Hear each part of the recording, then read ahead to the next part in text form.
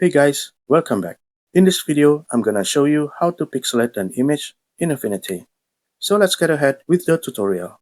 I've got my image ready right here, and now let's apply the pixelation. So the pixelate filter can be applied in two ways, destructive and non-destructive.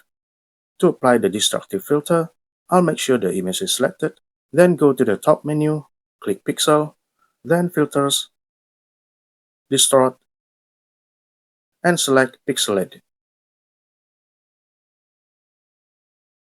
On the filter dialog, I can drag the quantization slider or type in a value directly to adjust the pixelation. There are three small icons here. The first one is no split view, which is the default, like what we have right now. Then there's split view, where I can drag the line to compare before and after. Or I can click mirror view to see them side by side. When I'm happy with it, I'll click apply. Now since this is a destructive filter, once I apply it, the effect is permanent. I won't be able to readjust or remove it to get back to the original image. So if you don't want it to be permanent, then you can use the non-destructive or the live filter. Let me show you. Now there are two ways to get to the non-destructive pixelate filter. Through the top menu or through the layers panel. If you are going to access it from the top menu, first select the layer, then head over to Pixel, New Live Filter Layer, Distort, and select Pixelate.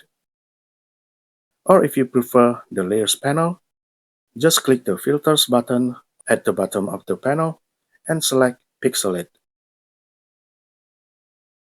On the Live Pixelate Filter dialog, I'll drag the quantization slider or type in a value directly. If transparency shows up on the edges, just click Preserve Alpha to fix that. And once everything is done, I'll click Close.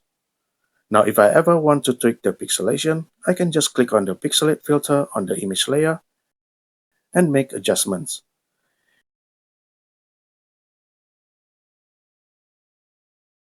If I want to hide it, right-click on it and select Hide.